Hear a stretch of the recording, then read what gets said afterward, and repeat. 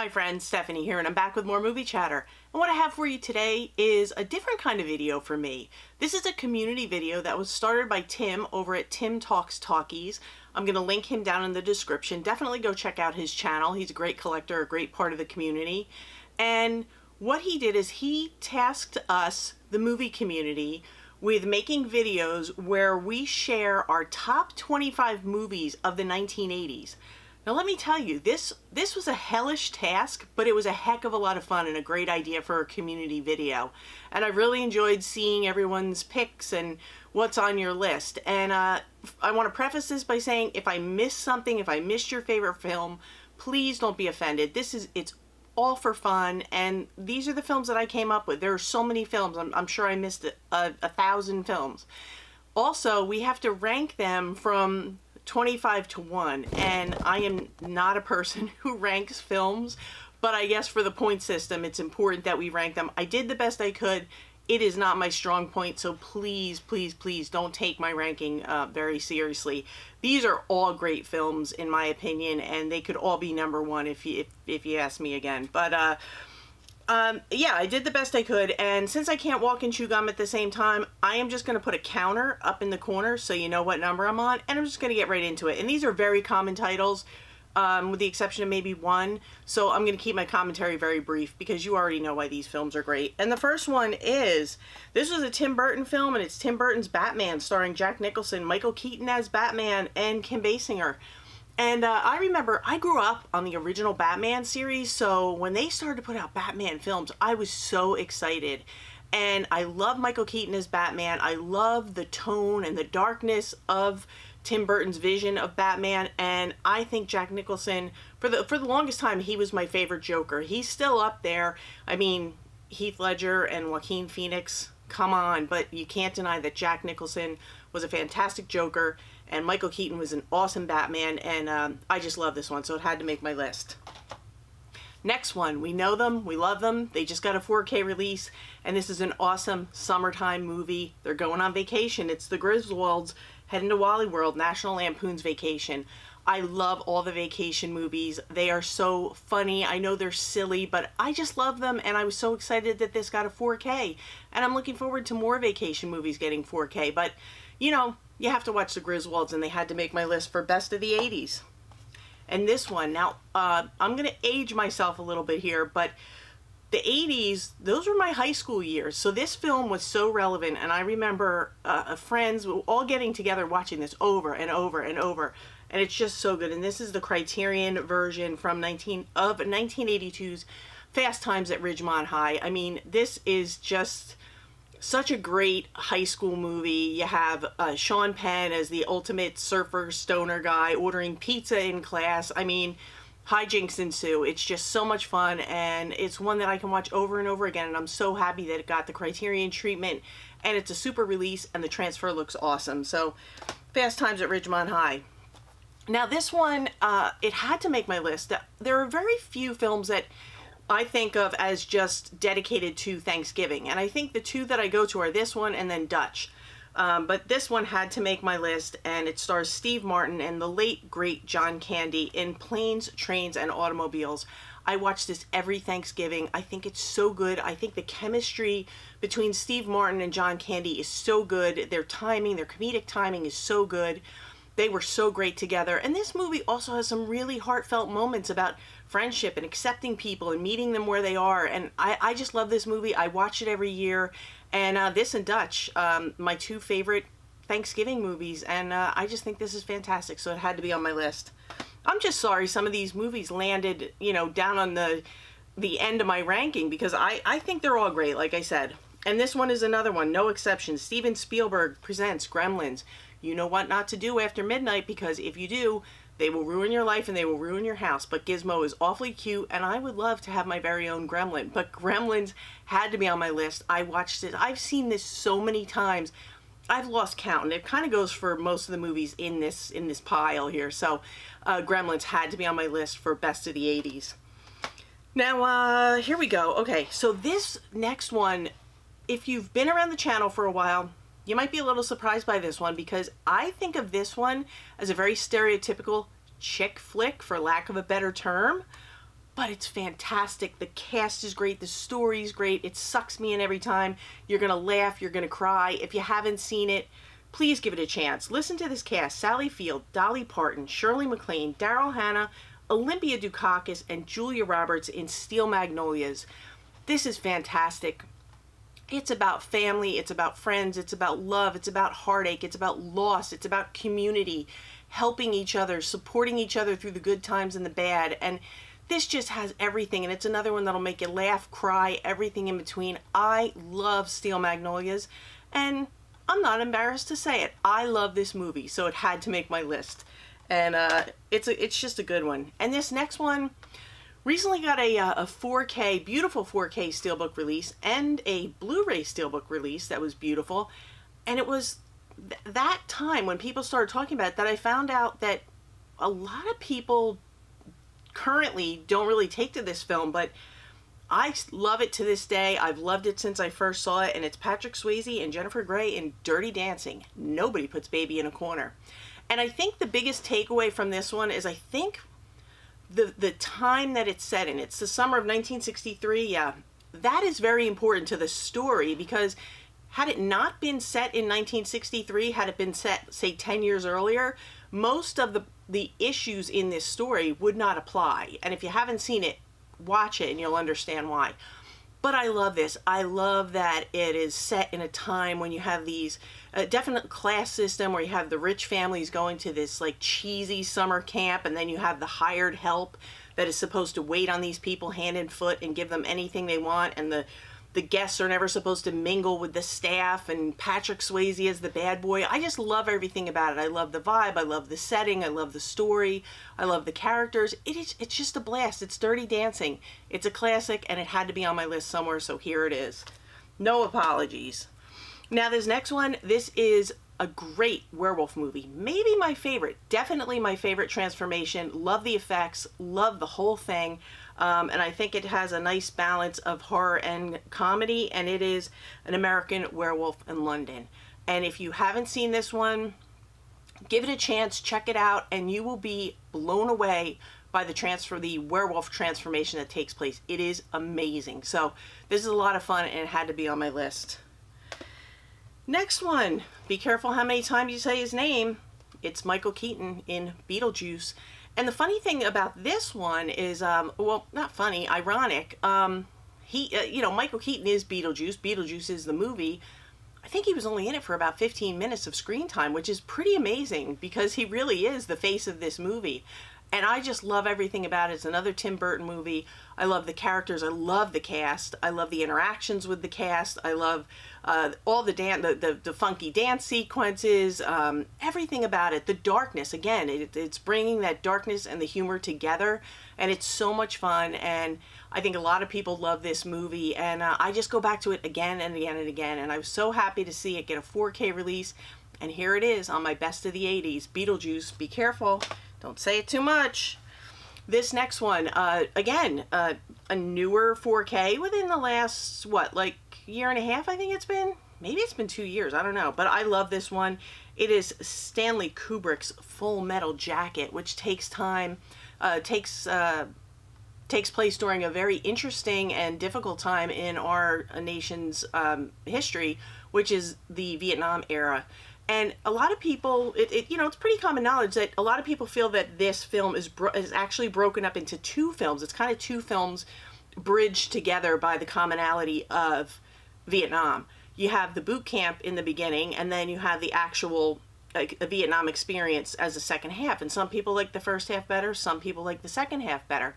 I think I lean towards liking the first half better, because I think you learn about the characters, and there's a lot of interaction, and you see how hard they were on these guys for a reason, because they're trying to teach them how to save their lives in a very difficult situation that they're going to. But really great characters, amazing cast, amazing story. I really, really enjoy Full Metal Jacket as much as you can enjoy a war movie. They're very difficult to watch, but still, I think this is one of the greats, and it took place in the 80s, and here it is on my list. And the 4K looks good too. Now this next one, while I was making my list, I realized I hadn't seen this one in a while, and it is still a favorite of mine. I love this movie. I think It's a Steven Spielberg film. It's an adaptation of a book. It is beautifully done. The cinematography is so beautiful. The storytelling is great. Everything. He did such a good job with this. And it really shows the struggles of women of color in America during this time period, and it is The Color Purple. And this introduced us to Whoopi Goldberg, and you have Oprah Winfrey in here, and Danny Glover, and you just see how poorly a lot of these women were treated. They were treated almost like objects to possess instead of human beings. But then you see the love and the friendship and the compassion and caring and support that these women gave each other to get through these difficult times. And I think this is an absolutely beautiful movie. As difficult as it is to watch at times, I just think it's a wonderful movie. And I remember when Oprah had it, I believe it was on Broadway. I don't think it was off Broadway. I think it was an on Broadway play, but it was on Broadway for a while as a play. But I just think the movie is amazing, and it is, like I said, it's gorgeously shot. Steven Spielberg did a fantastic job with it, and I just love it. And when I rewatched it the other night, it just felt timeless. Like, it felt like it could be a movie that was made, last month, but it's fantastic. And if you haven't seen The Color Purple, if you haven't seen it in a while, definitely give it a revisit, because it's on here for a reason. It's fantastic. Now this one, I think this is probably going to be on a few people's lists. It is Al Pacino in Scarface. It's a classic. It's brutal. It's got a little bit of everything in it. It's got that gangster feel. It's got the drugs. It's got the craziness. Say hello to my little friend, the whole deal. It's just fantastic, and it had to be on my list. Scarface. It's a tough watch. It's a tough one, but it's great. Now this one is it's really not a coincidence where this one is on my list. It's number 13, but it is the first installment of Friday the 13th. And other than, besides, when you think of the 80s, you think of like campy, high school, John Hughes, the Brat Pack, that whole scene. But it also gave birth to a lot of long-running franchises like Friday the 13th. And this was the first installment. I did see it in theaters. And to this day, this film remains my favorite. I think my favorite in the franchise. And it was one of the first horror films I saw in theaters without parental supervision. A bunch of us, friends of mine, and a bunch of us just went. We saw the movie. We were scared to death. We had never seen anything like it. I love the setting. I love the camp. I love the lake. I love the darkness, the characters, the kills, the story, everything about it. And to me, out of all of them, this is when we really established that the camp itself is actually a character in the movie. And I think that's so important, because it carries through most of the franchise, and I think it's great. I think when they stray away from the camp is when the franchise starts to get a little wonky, but the first few that are totally set in the camp I think are really awesome, and this remains my number one. Had to be on my list. It's one of my favorite horror franchises of all time. So Friday the 13th, here it is. Now this next one is a Stephen King adaptation, and I know he was not happy what they did with the movie, but I still, to this day, I think it's a great movie. I know it can tend to run a little bit long, but I just think it's great. It's Shelley Duvall and Jack Nicholson in Stanley Kubrick's version of The Shining. And I think this is great because this is another one where the setting is actually a character in the movie. The Overlook Hotel is actually a character. It has stories to tell. And we see the stories that the hotel has to tell us and share with us as the viewers. And it also, it gives you that sense of isolation and how it can play with your mind. And it takes place in the middle of the winter, and they're totally isolated. And it's just the family, the three of them that are there.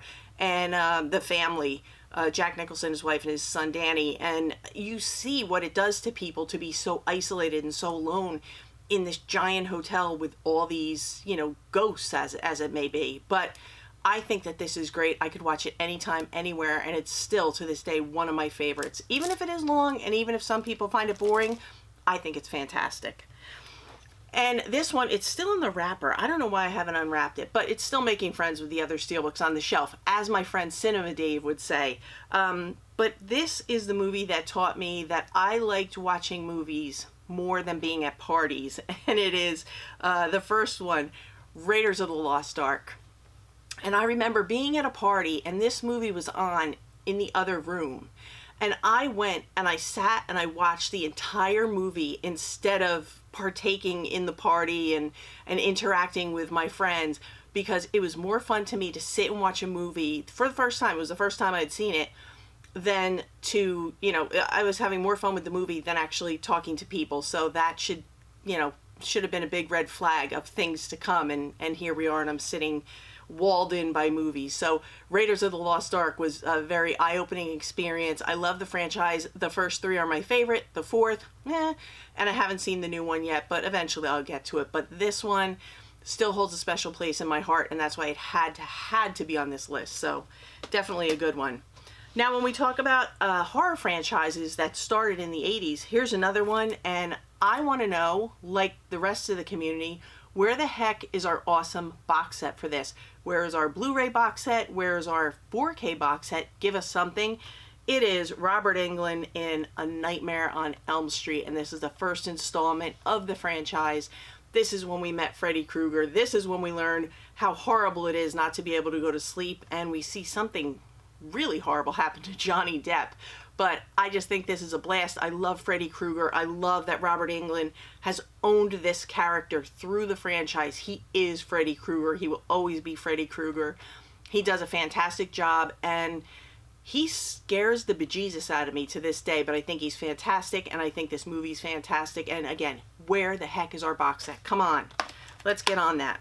Now, when we talk about high school movies, I mean, I could have filled this with high school movies, but I just felt like I had to pick one or two really good ones, and this one is, it's at the top of my list. It's fantastic. Another one that got the Criterion treatment, it is from 1985, and it is The Breakfast Club. And what better theme than to have 5 people that represent the different demographics in the traditional high school of the 80s put together in a room on Saturday detention, where they are almost forced to get to know each other and see what they have, what their differences are and what their similarities are. And I think these characters are so well representative. I mean, you have the stoner, you have the jock, you have the rich girl, you have the smart kid, you have the goth type girl that nobody really knows what her deal is. And I just think these guys did such a great job of representing their characters, and it's a home run all around. And I love this movie. I love the story arc. I love the character development. I love everything about it, and this looks amazing on Criterion. This is an amazing Criterion release. So if you haven't picked it up yet, put it on your list if you're looking for Criterions to pick up that are a little more mainstream. This is a home run. So Breakfast Club had to be on here. Now, this is a film that I thought was from the 90s, because, like, I don't know if I mentioned it before because my brain left the chat a little while ago, but to me, the 80s and the 90s kind of mushed together. It's a mashup because I can't remember what's in the 80s and what's in the 90s. When I realized this was in the 80s, it went right on the list, and it is Robin Williams in Dead Poets Society. I love this movie. I think it's fantastic. It's tough in parts. It's a tough watch in parts. It's not always happy, but I think it's really interesting. I love the characters in it. I love Robin Williams, and I love him in this role, and I think it's a fantastic movie, and it had to be on my list somewhere because it's another one that I could just watch over and over and over. If you put it in right now, I'd sit down and watch it from beginning to end, like most of these movies. So Dead Poets Society had to be on the list. And this is one that I guess maybe a lot of people would probably put this higher on their list. I don't know. I did my best, but I love the movie anyway. It's John Carpenter's The Thing. And I think my friend Jay over at Absolute Sublime 1, who I think he describes this the best, because this is his favorite movie of all time, and he always said it's the setting, it's the sense of isolation and dread and anxiety and the snowy setting, and it just all makes for a great story. And it's a very anxiety-inducing story, but I think that they did such a great job with it. And again, this is another one where the setting is integral to the story, because you put this story somewhere else and you're not going to feel so anxious and so isolated. I mean, they're out in the middle of nowhere and they have this thing running around and they don't know what's around the next corner. But I think this is a fantastic movie. if you haven't seen The Thing, what are you doing with your life? Get on it. If you like horror, get on it. This is a great one and had to be on my list somewhere, so here it is. And this is a great steelbook. I really like it. And this next one just came to the Criterion Collection, I think last year, and I'm so happy that it did. And it's based on true events. It's from 1980, so it just came in under the wire, but it's fantastic. Robert De Niro in Raging Bull. And this is a great release. It has plenty of special features. They really gave it a great treatment. I love that it's based on a true story. I love the boxing. I love the whole story. I love that it's in black and white because I think it's a fantastic artistic choice to do this movie in black and white. I think it was really well done. And I love it. I know it's a violent movie. There's a lot of unconventional things that go on, a lot of misogyny, things like that, but it's very fitting for the time, and I think they did a great job. So Raging Bull would be on my list. Now, we're down to the last we're down to the last 5, so here we go. I don't know if these would be the top 5 if I made the ranking again, but they'd be up there. These are all great movies, and this next one, again, the start of a franchise. It's a trilogy, but it's the first Back to the Future. Hello, Marty McFly. And I remember this one coming out, and we just watched it over and over and over. We rented it. We watched it on cable. Just fantastic. So much fun. Marty and Doc doing their thing. And I love this movie has one of my favorite things in movies, and that's the flashback sequence where we see where the story started and then it brings us back to present day. I just love that, and movies that can do that and do it well really really attract my attention, and this one does it flawlessly. It's fantastic, and you've probably all seen it, so I don't have to keep yammering on about it, but it had to be on my list somewhere, and here it is at, I believe, number 5. Whatever that number is, that's where it's at.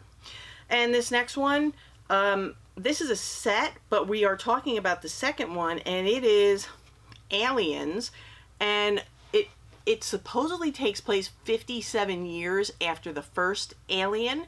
So if you like the first Aliens, you're gonna love the second Aliens.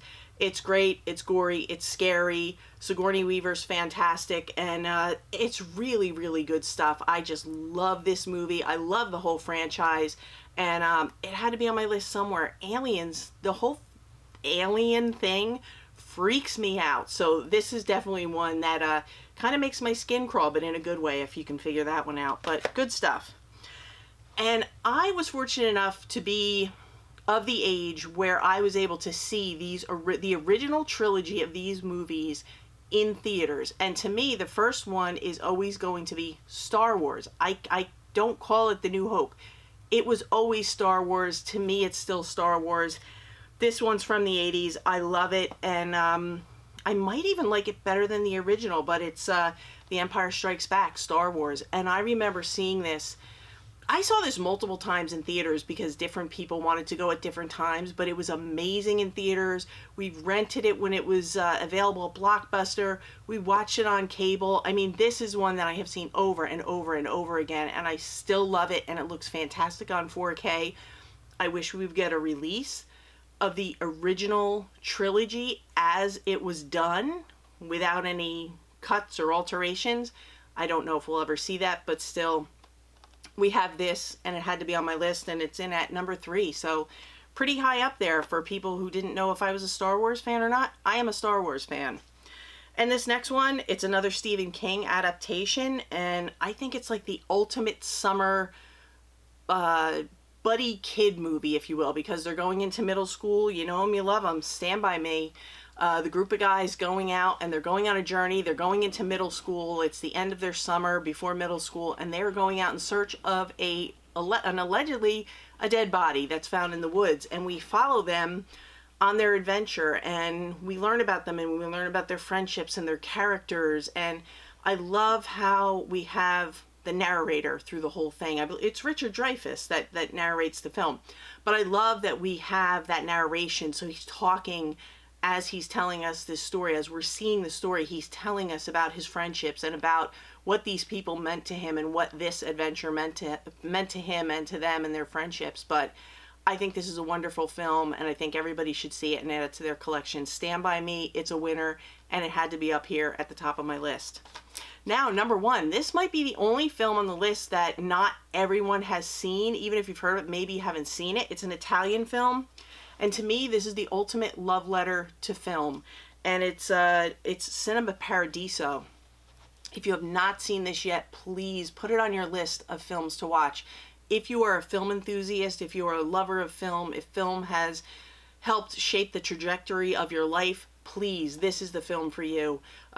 What we have is we have a guy who goes back to his home village in Sicily, and we see the story about him growing up. And he grew up in a little village where they would show films, and he would sit with the projectionist and help the projectionist. And he kind of learned about, that's how he learned about film and the impact of film, and it shaped who he was through the rest of his life. And when he goes back to visit this village, we get to know his story. So it's another one where we see the things that shaped him into the person he is today, or in current day in the movie. This is a fantastic film. I highly recommend it for everyone. It is beautiful, it is touching, and like I said, it's a love letter to film. So had to be on the top of my list, Cinema Paradiso. So, I hope you enjoyed my picks. I know I didn't get to everything. I know there's tons of things that I missed, and maybe my ranking's all wrong, but I did the best I could. I had a blast doing it. Again, I want to thank Tim for putting this out to the community. He always does cool things to bring us together, and go check him out. If you enjoyed this video, please give me a thumbs up, leave me some suggestions, recommendations. Tell me, what are your favorite 80s movies? If you like this kind of content, hit the subscribe button if you want to. Put on your notifications, because I'm going to be uploading some stuff this week, and it'll be coming to you real soon. But today, I'm going to call it at this. So for now, that's a wrap.